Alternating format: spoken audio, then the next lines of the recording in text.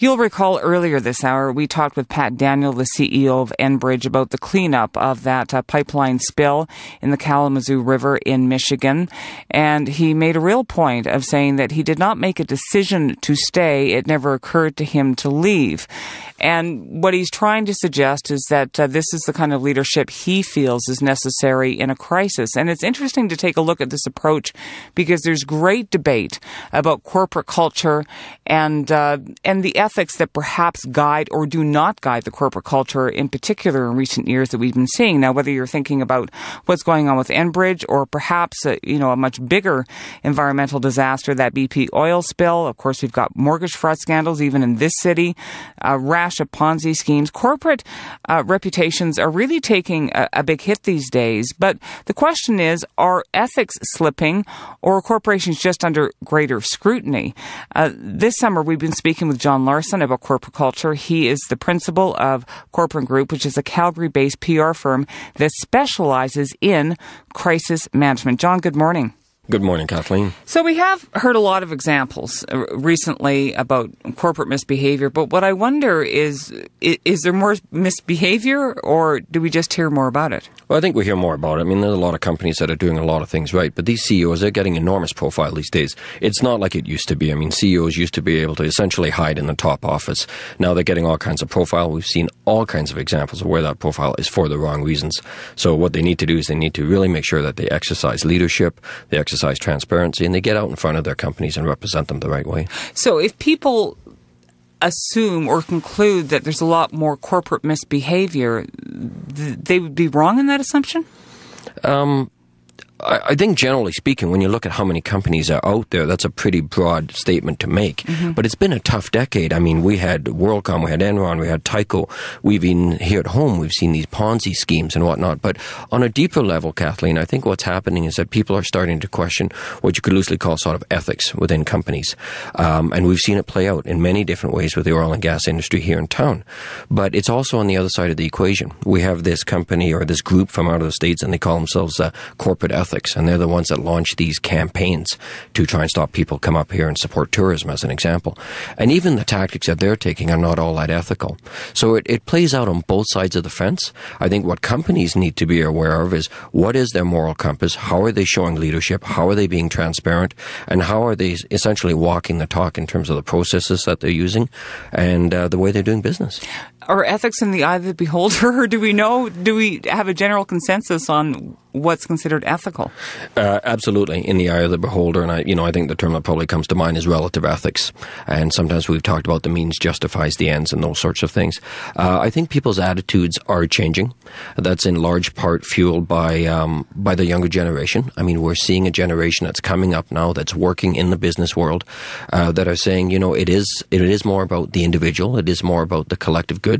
We saw it play out in a very real way a few years ago when Time magazine picked as Person of the Year you. They had a mirror, and it was about you. And so when we interpret through that lens, when we say it really is about me as a stakeholder, as a citizen out there where these companies are operating, then we're not as deferential to big companies as we used to be. We're, in fact, more defiant than we used to be. It makes me wonder, though, on one hand, you've got, celebrities, essentially, perhaps for the wrong reasons, whether it's Conrad Black or it's Garth Drabinsky or it's Martha Stewart and the way they've handled things. Yet the contrast is, a Bill Gates or a Warren Buffett who are giving away and asking others to give away billions. And I'm just wondering who's providing the leadership and then molding the public perception of what business and corporate leadership looks like. Yeah, absolutely. I mean, what those people are doing certainly has an impact, and people see it and they see it for the good. I don't think there's a correlation yet between the actions of a few individuals and what people are seeing as some issues within kind of broader corporate ethics.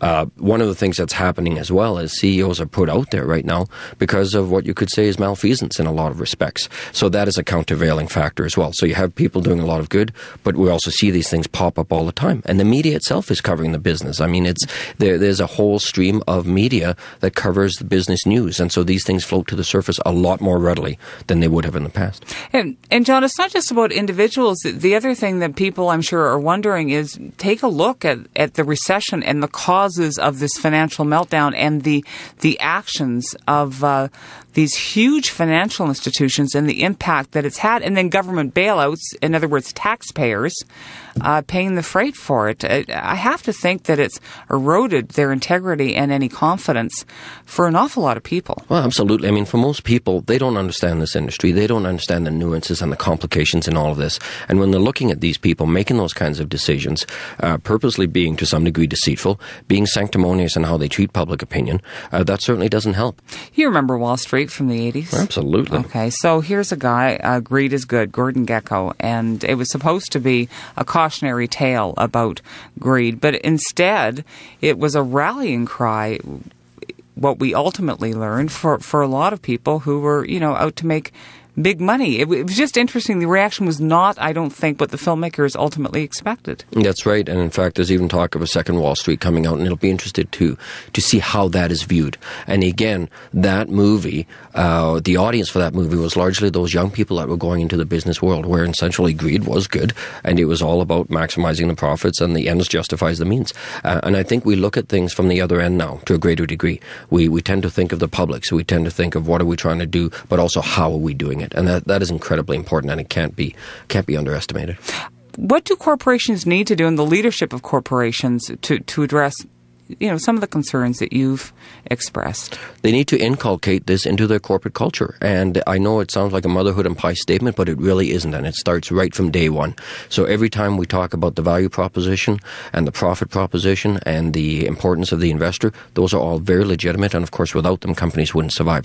But what are the countervailing effects? And how do we manage those as well? So you'd really need to look down two tracks. You need to look down the track of how do we operate our business, but also how do we operate in a way that is acceptable to the public, that meets expectations, and it shows accountability. John, thanks for this. Thank you so much, Kathleen. And John Larsen is a principal with the Calgary PR firm Corcoran Group.